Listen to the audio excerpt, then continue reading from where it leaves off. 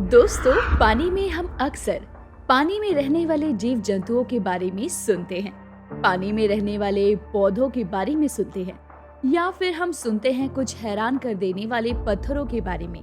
लेकिन आज से तकरीबन 57 साल पहले पानी के अंदर कुछ ऐसा खोजा गया जिसने दुनिया को दंग करके रख दिया, जिसने ये यकीन करने पर मजबूर कर दिया कि इस धरती पर कुछ भी संभव है। जी हाँ, पानी के अंदर मिला एक शहर, आज से 5000 साल पहले बसने वाला शहर, जहाँ लोग बसते थे, जहाँ व्यापार होता था, जहाँ जीवन चलता था। आखिर ये शहर पानी के अंदर कैसे डूबा? ऐसा क्या हुआ था इस शहर में रहने वाले लोगों के साथ, और आखिर इसका नाम क्या है? आज की इस वीडियो में हम उस रहस्यमयी शहर और उन लोगों के बारे में आपको बताने वाले हैं। तो आइए शुरू करते हैं आज का ये वीडियो। दोस्तों, ये बात है साल 1967 की, जब निकोलस फ्लेमिंग के एक आर्कियोलॉजिस्ट ने ग्रीस के समुद्र से कुछ ही किलोमीटर दूर एक आइलैंड पर जाने की ठानी। इस आइलैंड का नाम था इलेफोनिसोस। इस आइलैंड पर जाने से पहले निकोलस समुद्र के आसपास वाले एरिया की तरफ घूमता था और कुछ नई चीजें ढूंढने की कोशिश करता था। लेकिन जब उसने इस आइलैंड पर खोज करने की ठानी, तो शायद उसे भी ये मालूम नहीं था कि उसका नाम इतिहास के पन्नों में अपने इस कारनामे के लिए लिखा जाने वाला है।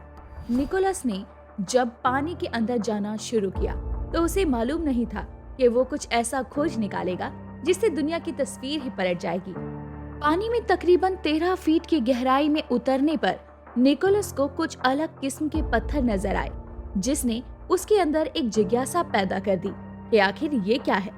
ये जो पत्थर थे, इनका आकार लगभग एक जैसा था, और थोड़ा गहराई में जाने के बाद निकोलस समझ गए कि ये पत्थर वो पत्थर हैं जो किसी बिल्डिंग या मकान को बनाने के काम आते हैं। लेकिन ये पानी में क्या कर रहे थे?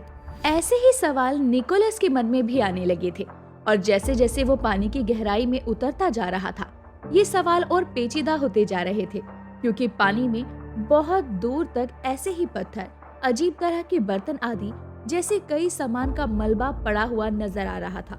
निकोलस जब वापस अपनी टीम के साथ इस जगह पर खोज के लिए गए, तो उन्होंने देखा कि ये जगह कुछ ऐसी नजर आ रही थी कि मानो यहाँ पर कभी रास्ते, मकान बने हुए हों। ये पूरा एक शहर था जो पानी में डूब चुका था। लेकिन क्या ये वाकई एक सच था? निकोलस द्वारा खोजे गए शहर के इस मलबे को पेवलोपेट्री का नाम दिया गया। पेलोपोनेस पेनिनसुला पर मौजूद पेवलोपेट्री के बारे में कहा जाता है कि ये एक ऐसा रीजन है जहां पर उस समय में भी भारी मात्रा में भूकंप आते होंगे। ये एक ऐसी जगह है जिसमें ना जाने कितने ही रहस्य छुपे हुए थे। उस समय इतनी टेक्नोलॉजी नहीं थी कि हर एक राज का पता लगाया जा सके, लेकिन जैसे जैसे इंसानों ने ऐसी टेक्नोलॉजी बनाई, वैसे वैसे ही इस आइलैंड के अंदर जाकर खोज शुरू हुई। डॉक्टर जॉन हेंडरसन ने जब इस रिसर्च में पार्ट लिया, तो उन्होंने कई मिट्टी से बने बर्तन ढूंढे। सिर्फ इतना ही नहीं, इस जगह पर उन्हें कब्र भी देखने को मिली। कई ऐसी चीजें ढूंढी जो इंसानों के काम आती होंगी, जिनसे वो अपने रोजमर्रा के काम करते होंगे। साल 2009 में इस जगह पर सोनर स्कैनिंग का इस्तेमाल किया गया, जिससे इसके रहस्य के बारे में डिटेल में पता लगाया जा सके। सोनर स्कैनिंग एक ऐसी टेक्नोलॉजी होती है जिससे पानी में जाने वाला डिवाइस तरंगे छोड़ता है, जो किसी भी चीज से टकराती हैं तो रिफ्लेक्ट होकर उसकी एक इमेज बनाने में मदद करती है। इसी की मदद से 9000 मीटर स्क्वायर एरिया कवर किया गया, जिसमें ये बात सामने आई कि इस जगह पर कम से कम 15 बिल्डिंग बनी हुई थी, जो कि 3 से 4 मीटर के एरिया में फैली हुई थी। इतना ही नहीं, जब इस जगह पर रोबोट टेक्नोलॉजी का इस्तेमाल करके सर्वे करवाया गया, तो ये बात सामने आई कि ये जगह उस समय पर टेक्सटाइल इंडस्ट्री का केंद्र हुआ करती थी। साथ ही क्योंकि इस जगह पर मिट्टी से बने बर्तन ज्यादा मात्रा में दिखाई दिए थे, इसी वजह से इसे ट्रेंडिंग पोर्ट की जगह भी माना गया है।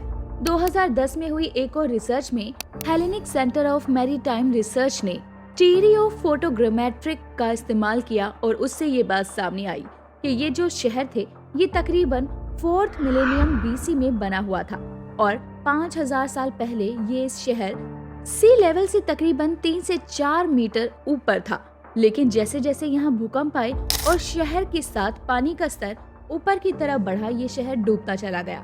रिसर्चर्स की माने तो इस जगह पर शहर बसाने के पीछे उस समय के लोगों का काफी दिमाग था। ये जगह ऐसी जगह थी जहाँ से व्यापार करना काफी आसान था और इसी के चलते समुद्र के पास इस शहर को बसाया गया था, जहाँ तकरीबन 5000 लोगों की जनसंख्या रहती थी। कंप्यूटर पर इस जगह के जो भी ग्राफिक बनकर तैयार हुए थे, उन्होंने ये बात तो साबित कर दी थी कि यहाँ रहने वाले लोग व्यापार करते थे और उनके पास काफी तेज दिमाग भी था।